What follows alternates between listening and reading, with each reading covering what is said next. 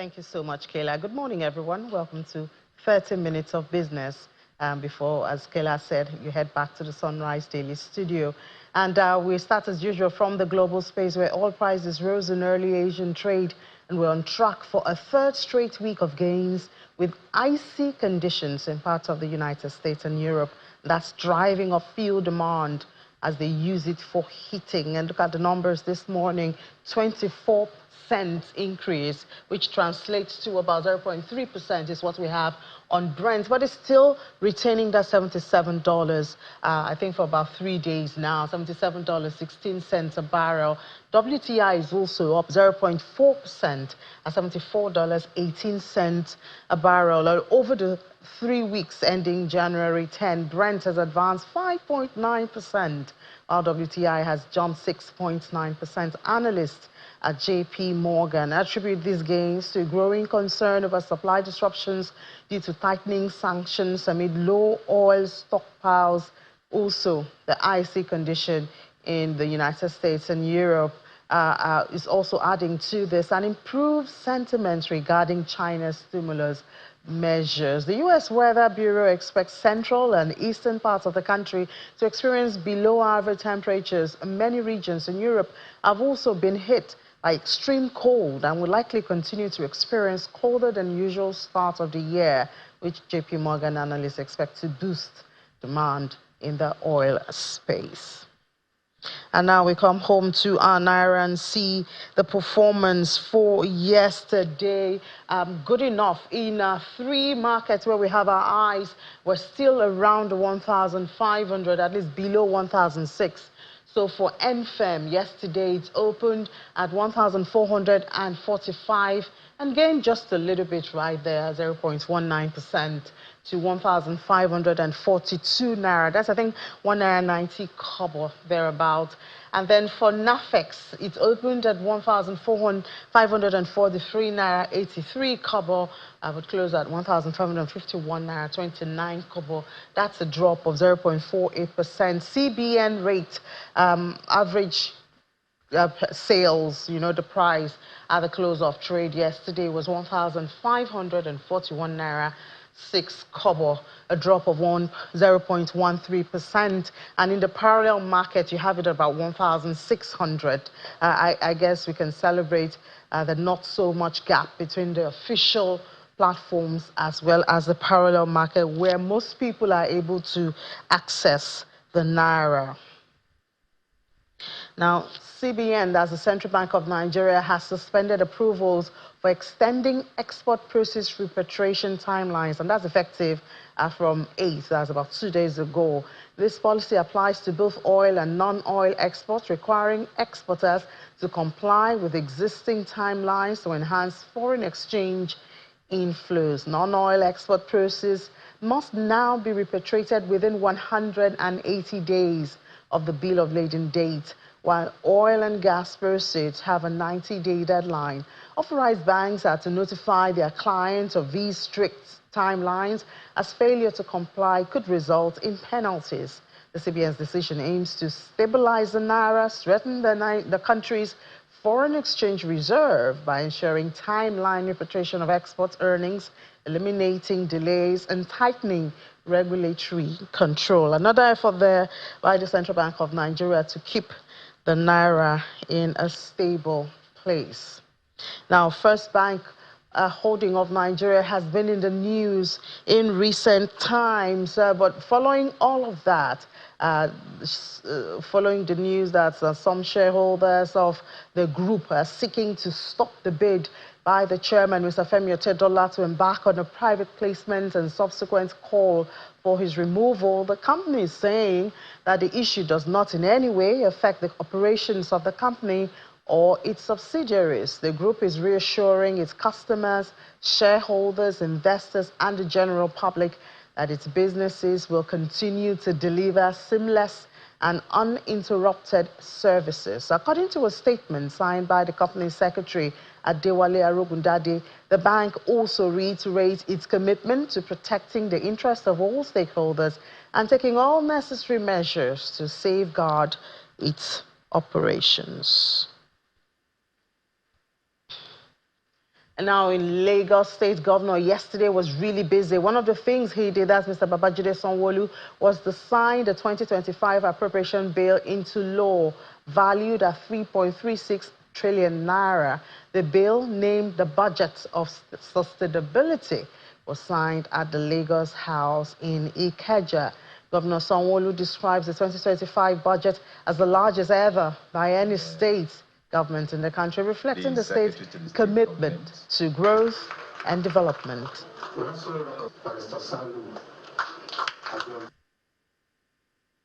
The Lagos 2025 budget is structured around 5 pillars: infrastructural sustainability, economic diversification, social inclusion and human capital development, environmental sustainability, and governance and institutional reform. These 5 pillars are well embedded in our Teams Plus agenda, and we believe it fully captures our determination to build on the gains of the past and scale up impact for the future. It's a 3.36 trillion budget that has 1.295 trillion as overhead and 2.07 trillion as capital expenditure, which is a 62 and 38% capital to recurrent. As you've heard, it will be the biggest subnational budget. It's the biggest that we've also signed, and we're convinced that we'll do justice to it. Year on year, we ensure that at the minimum, we implement 90 to 95% of our budget. Well, also happened in Lagos yesterday, the National Bureau of Statistics will introduce 3 new indexes in its January data. That's expected next week. And this is part of the rebasing of the GDP and the CPI. That's the Consumer Price Index for the economy. This was part of information shared by the Statistician General, Prince Adeyemi Adeniran, during a sensitization program organized by both the National Bureau of Statistics and the Nigerian Economic Summit Group in Lagos.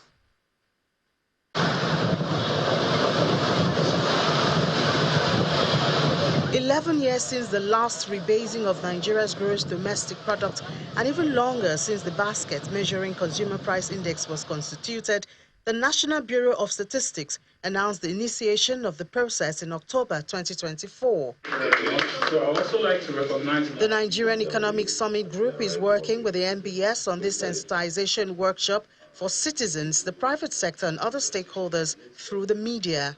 Previous rebasing of the economies, especially of the GDP and CPI, has triggered historically a lot of mixed reactions. Some of those reactions came from not understanding the methodology. Some of those reactions came from the weaponization of the rebasing. The changes begin in the next monthly data and should include 3 new indexes: services, energy, and farm produce. All these new sectors they are new, they are emerging, and they are not well captured in the last rebasing. We have made concerted efforts to ensure that we capture their activities, and then we'll be measuring them accurately as we make progress. Not only this, we also like to update our consumption basket. We know that we have about 740 items in our basket that we use to complete inflation now. We'll be seeing what we have done to upgrade that in the presentation. The NBS assures that intentionality has been applied to the indices to be considered, which include the base year. NBS conducted another survey in 2024 to capture expenditures of household on rare items, durable goods. Also, we bank on our administrative statistic. CBN gave us expenditures of household on all these POS, check, or financial transactions. Even National Insurance Commission also gave us some data. This CPI series affects or influence monetary policy. It is expected that this meeting will produce some missing elements which the private sector may have shared before the new methodology is implemented. These were elaborated by a panel of economists and other stakeholders. use of digitalization in carrying out the survey, also looking into the GDP of subnationals and some of the new output expected with the new methodology. Ini John Mekwa, Channels Television News. Well, exciting days ahead, looking at data that should be coming from the NBS. That's expected by the 15th. That's next week. So, and well, the NBS has said this new 3 new indexes would be released then. So we look forward to that. Although the challenge of the website is still there, you know, over 3 weeks after we were told that it's been hacked. You know, we cannot get information from the side, the National Bureau of Statistics. So I wonder where the information will come from. Would we have to go to their X handle to get such important national information?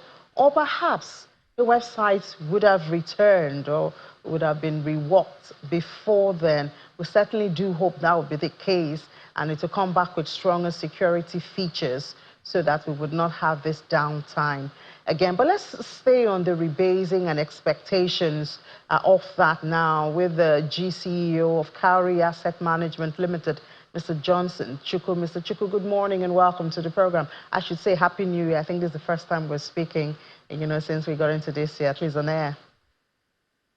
Thank you for having me. Good morning and Happy New Year. So how expectant are you? I don't know if you listened to that report. The CEO of NESG has said that the last rebasing of the GDP, which was done about 11 years ago, he implied that perhaps it was not optimized because of the political elements and all of that. So, I mean, that could also be a discouragement, you know, to this much awaited rebasing. This time is both the GDP and the CPI. How expectant, how much can we really expect from this?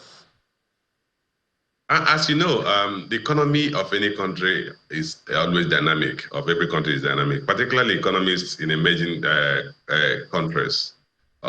Because what happens that in emerging economies, you see new business segments would evolve and begin to grow and become consequential or significant in the economy.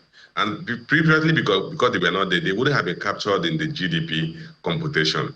So as the economy is expanding or diversifying, new segments of new businesses will come up. Even in advanced economies, the digital technology business was not there a couple of years back.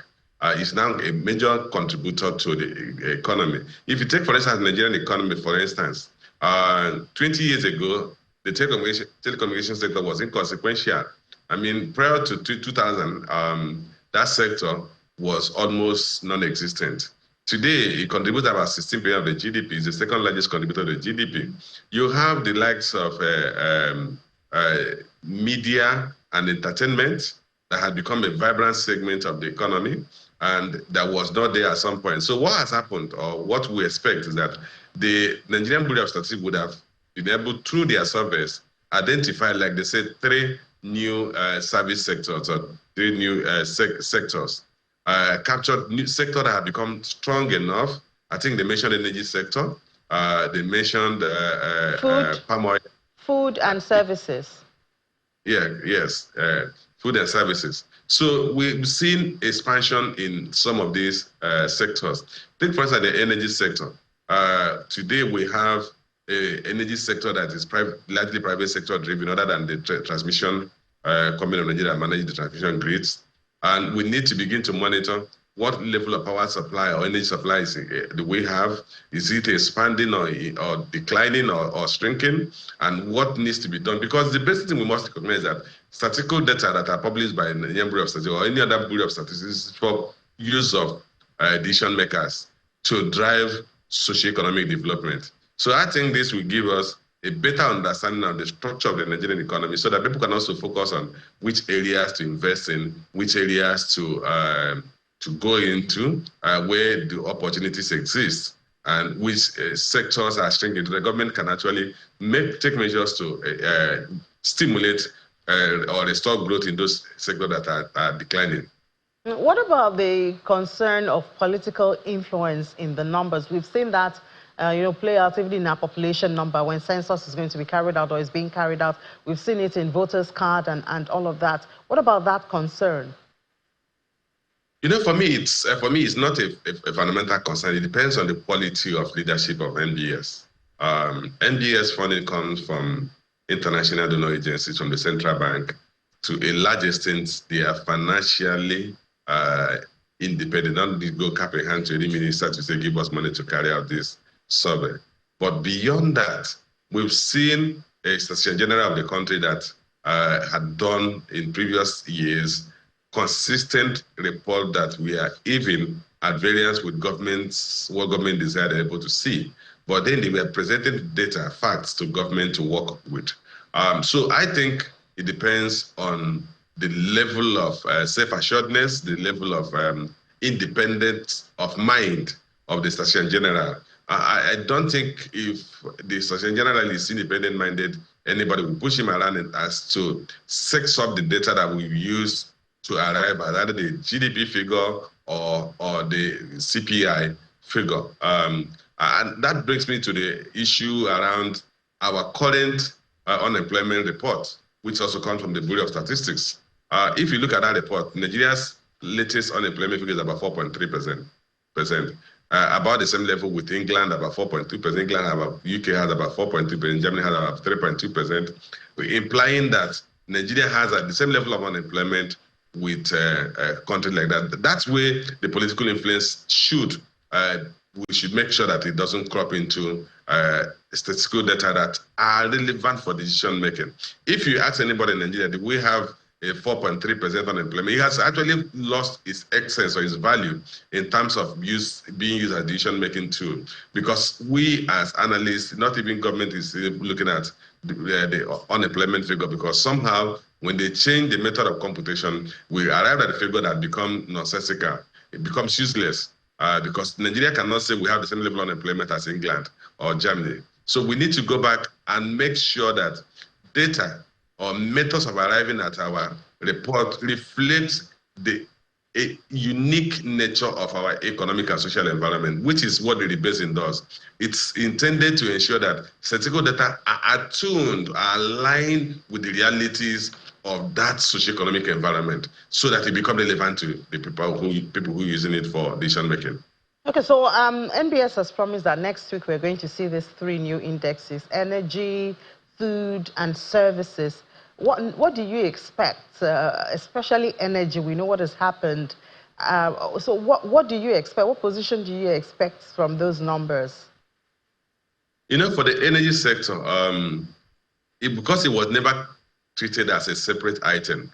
Remember that almost everything that runs on earth runs on energy. Everything, not almost everything. Everything that is active runs on energy, be it animate or inanimate objects.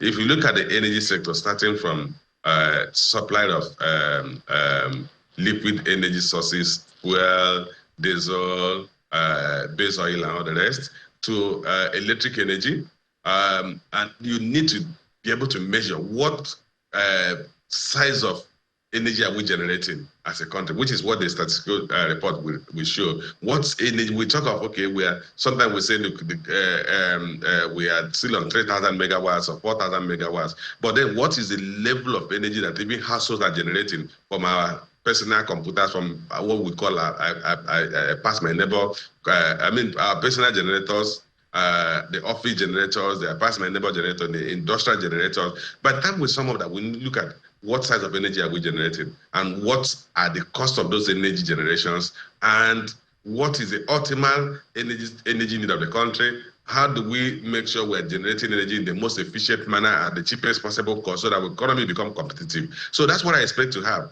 It will be difficult for me to hazard a guess on what percentage of the GDP the energy subsector will now account for. But clearly, if you are anywhere, you will see that your car is running on fuel. That's the fuel that we consume is part of energy consumption. Now we have battery-powered energy source, solar energy source is part of energy consumption, and we are going to be looking at the energy mix of the country. We are gradually migrating away from fossil fuel-dependent energy sources to alternative clean energy. To good thing, we're in a tropical region, so we have a lot of solar power generation. And as we continue to measure this, we're going to continue to see shift in terms of our energy mix. And then we should be asking of what is a cleaner energy source and what's the cost of that energy source, and is it declining, and we're expanding those desired energy sources. Yeah, I mean, that's our energy mix. A lot of countries have their energy mix. They have the data, and I think that will also bring a whole lot of push, to maybe adopting renewable energies and things like that. But, with data, we're supposed to be able to make planning, efficient planning, that is. And you mentioned the issue of the unemployment data. Since the new methodology was adopted, we've had a lot of, well, not so acceptable effort or perception to the numbers for obvious reasons, as you have noted. Having the same unemployment rate with the United States and the UK, I mean, was the reality of that. So we do hope that that's not what we're going to be seeing with this inflation number. But, the last time that our GDP was rebased, it made Nigeria the biggest on the continent. Do you see us getting to that? I know, was it last year, we did drop down to about number 4. Do you see that? Because we have a lot of activities in the ICT, telecoms, among other sectors. Do you see it pushing us up, our position back up? We're most likely going to see an increase size of GDP because you are bringing in sectors that were not previously measured. But I don't think it can take us to become number 1. If it does take us to become number 1 to displace South Africa, then people are going to doubt the integrity of the data they have presented to us. Because the reality, if you look at even the energy sector, which will be the major sector that they are bringing into the mix, South Africa generates 10 times or more energy than we do.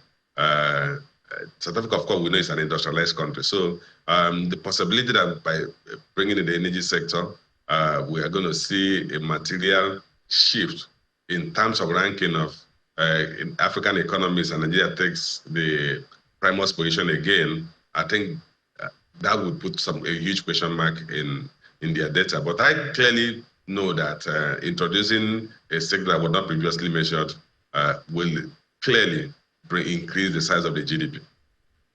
Okay, so what's your expectation of inflation number, CPI, for December? I guess obviously it should be up, yes?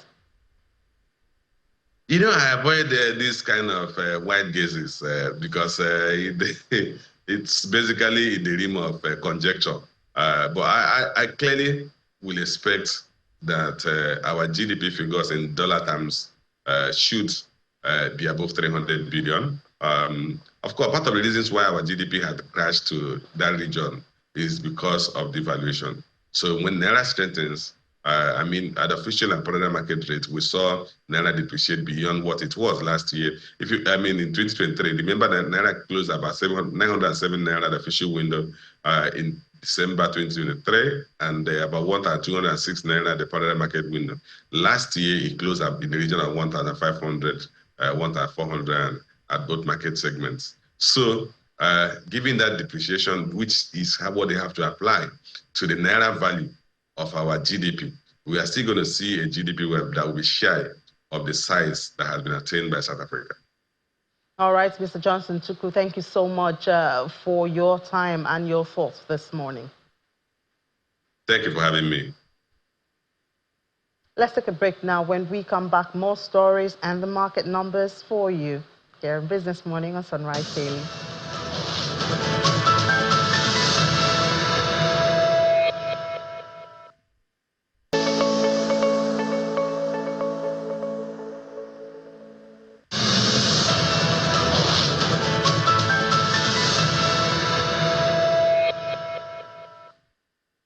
Welcome back. Still watching Business Morning on Sunrise Daily. Now, earlier we told you about some of those issues around FBN Holdings, First Bank of Nigeria. Now, we do have a court order. This is from FBN Holdings, but we do have a court order. It's not very legible, but with legal things, you have to be really, really careful with it. That's what we're trying to do. So that court order has the plaintiffs and the applicants as First Bank of Nigeria and FBN Quest. And then on the other hand, you do have the defendants, a whole lot of individuals, including Mr. Nduka Ebaigun. I'm sure you've seen that story that was on yesterday. So this is an order mandating all commercial banks in Nigeria, of course, will include Guarantee Trust Bank, Access Bank, Citibank, Eco Bank, First City Monument, all of them, to file and serve on the plaintiffs and applicant solicitors. Remember, that's the First Bank of Nigeria and the FBN Quest, to file and serve on them, on their solicitors within 7 days of serving this court order on them, an affidavit disclosing the sum standing to the first to the fourth defendant's credit, with a duly certified statement of account of the first to the fourth defendants and respondents in their respective custody from the date of its opening till the date this order is served on banks. It's an order mandating the 8th to the 13th defendants to file and serve on plaintiff applicant a statement disclosing quantum of products lifted from the 8th defendant of OML 120 since the commencement of production. And I think the amount involved here says that I'll just go there. An order of interim injunction restraining the first and to the fourth defendants, agents, servant officers, and other persons, natural or artificial, however called under the control of the first to the fourth defendants, from transferring or otherwise dealing with any and all of the money standing to the credit of the defendants in any account whatsoever with any of the aforementioned banks, whatever situate up to the amount of $225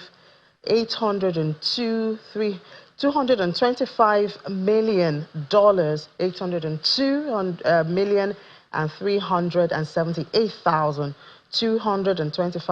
$225,802,379.69, being the indebtedness on the first defendant's account with the first plaintiff applicant as of September 30th, 2024. So, I mean, it's an information we need to give to the members of the public, but it's a court order, and of course, it's connected to the FBN Holding, which we had told you earlier how FBN Holding is assuring its customers that in spite of all of this, what's going on in the court with individuals, with the banks and all of that, that they're assuring customers, shareholders, that business is going on well, your investment is safe, and operations will run as smoothly as possible. All right, that's from First Bank. Now let's see a bit of closing numbers from yesterday. It was a good trading day yesterday. We saw a 1.25% increase in the all share. We saw that we hit 105,000 level, and then we're on 64 level for the equities cap. First Bank did lose some naira from its share price yesterday, but that was not enough to bring down the counters. The counters were looking really good yesterday. MTN, for a second trading session, moved the market into the green zone. So it was a pleasant trading day yesterday. Now, we'll have intraday numbers at 1 p.m. That'll be during Business Incorporated. It will be you and I. Let's make it a date. 55 minutes of business is what we'll do today at 1 p.m. I'm Ini John Mekwa. Let's head you back to the Sunrise Daily Studio.